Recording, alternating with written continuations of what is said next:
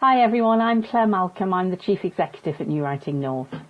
New Writing North is the writing and reading development agency for the north of England. We work from an office in Newcastle on projects across the north of England, so over in the northwest, down in Yorkshire as well as the northeast. There are a team of 14 of us at the moment, and we manage a wide variety of work across the areas of reading, development and promotion, and talent development and creative work with young people and communities. Well, I run the organisation, so my job, I suppose, is both internal and external. So I represent the organisation externally, so I nurture and help to create a lot of our partnerships and our funding agreements and relationships that we have with people. So I work over quite a different range of partners and stakeholders that we have. So everyone from Arts Council England and local businesses and universities to commercial publishers and other arts producers and broadcasters. And with most of those people, I'm trying to find mutually interesting projects that we can bring to the north to benefit writers and creative people who live here. I also report to the board. So New Writing North is a charity, and that means that we're managed by a governance board of independent trustees. So one of the main things I do is kind of report on what the organisation is doing and our future plans to that body. We have quarterly meetings, they're quite big meetings, lots of paperwork is generated. So I suppose my role, I feel I'm in the middle of lots of things. So I want to make sure the staff are happy and everyone knows what they're doing and we're doing everything we should be doing. But then I'm also looking after the organisation in the eyes of lots of other people and trying to plan what we do and look forward to the future and what we might be doing.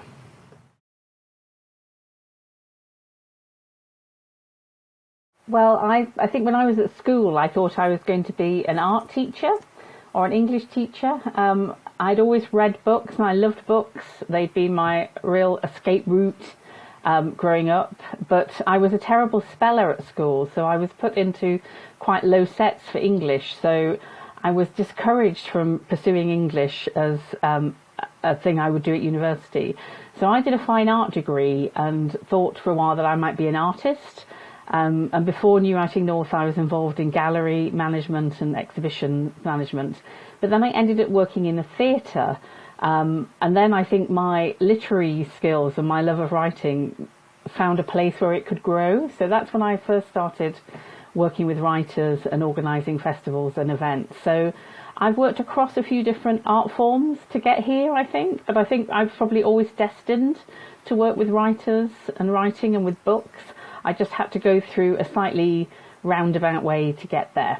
So I would, I suppose, encourage people, if there is something that you love, you probably can find a way to work or find a way of working near or with that kind of subject. So a bit of a roundabout route. And then I've worked here for quite a long time now, and we've been building the company up for 25 years.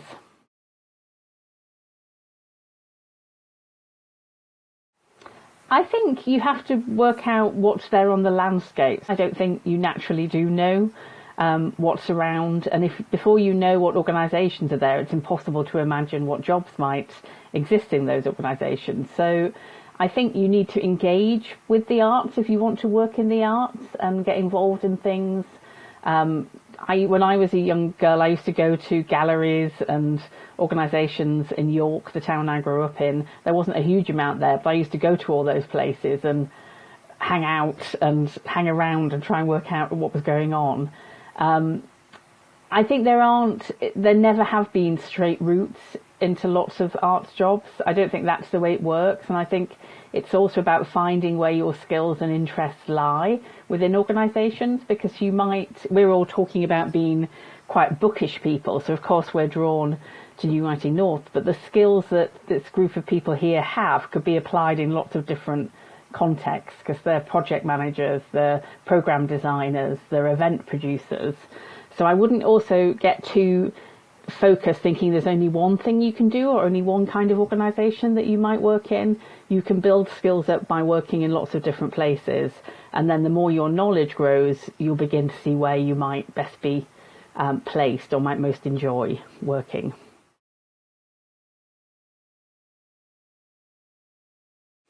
Young people bring lots to our work, and I think if you're a young person, you're a different generation to the people you'll be working with in the first instance. And we want to know, and we need to know, kind of how young people consume culture and what their interests are.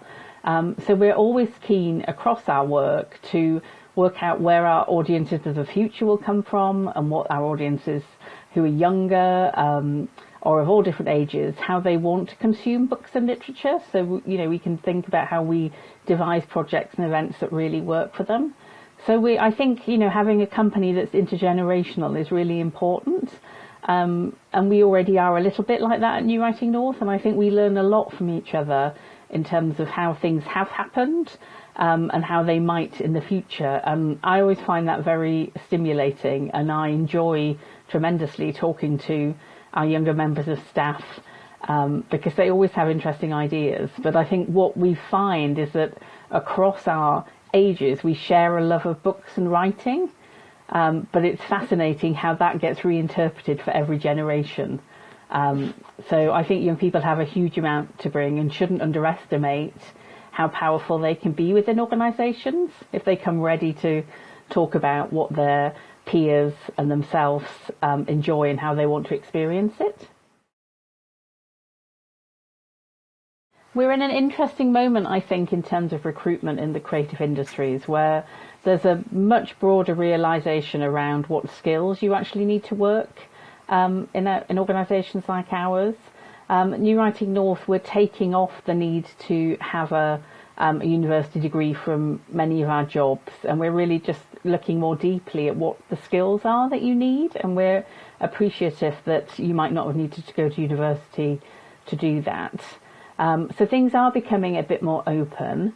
I think in terms of recruitment or the learning, what I would be looking for when we're thinking about recruitment, if people haven't been to university, I would want to see them showing me how they were learning, how they were applying different learning and not the gaining of knowledge in their life. Because of course you don't need to go to university to do that, but I think most arts and culture organisations thrive on innovation.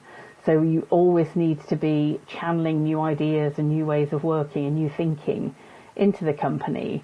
That's the kind of thing that I would be looking at. I've always been a lifelong learner, so I do like learning, and all throughout my career, and still, I've just finished a small business course.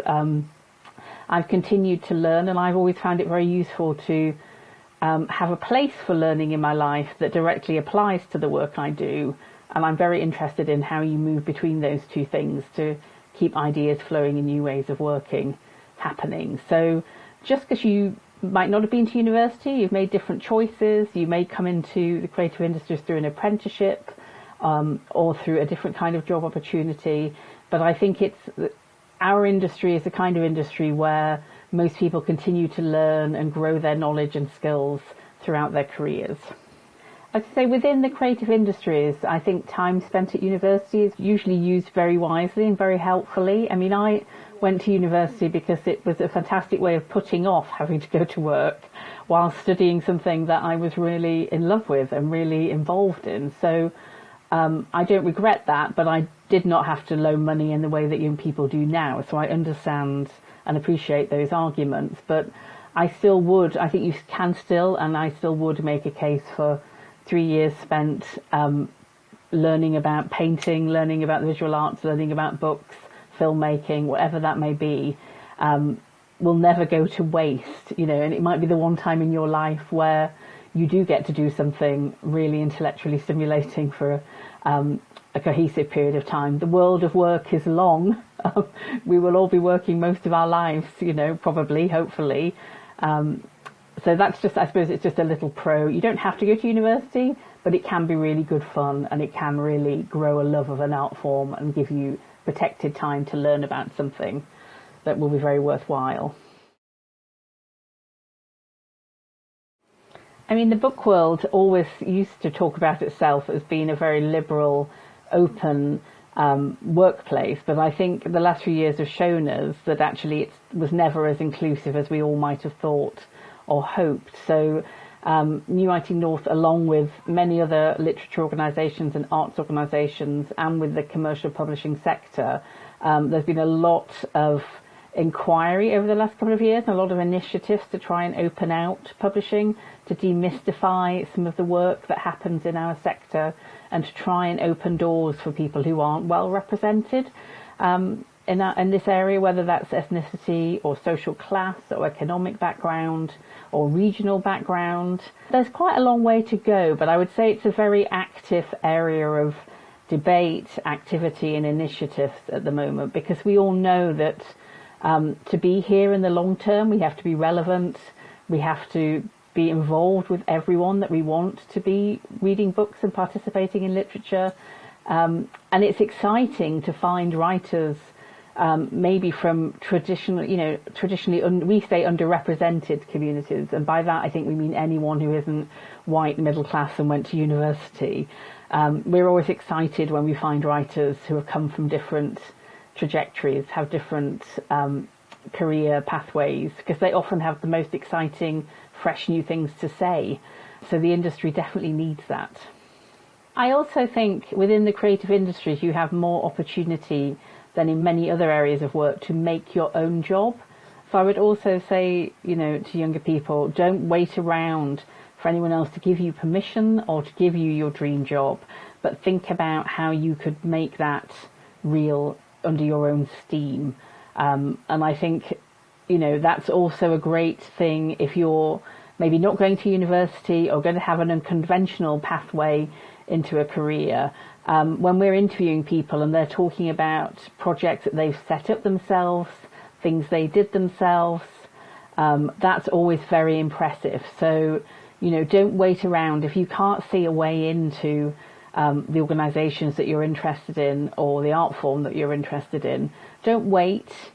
Find ways of making your own work, working with others to make things happen, because you may find that out of that kind of innovation and everyday creativity, you will find your way into even better jobs. The thing I love most about my job is just the amount of people I get to meet and the amount of different kinds of conversation I get to have every day. It's a thing that keeps me going. It keeps my mind open and buzzing. And I think, that is the brilliant thing about the creative industry, is it is full of amazing people. And if you work in this sector, you will get to meet some really quite fantastic people, some great thinkers, some really imaginative people, and people who will help you see the world differently or help you see new possibilities in the world.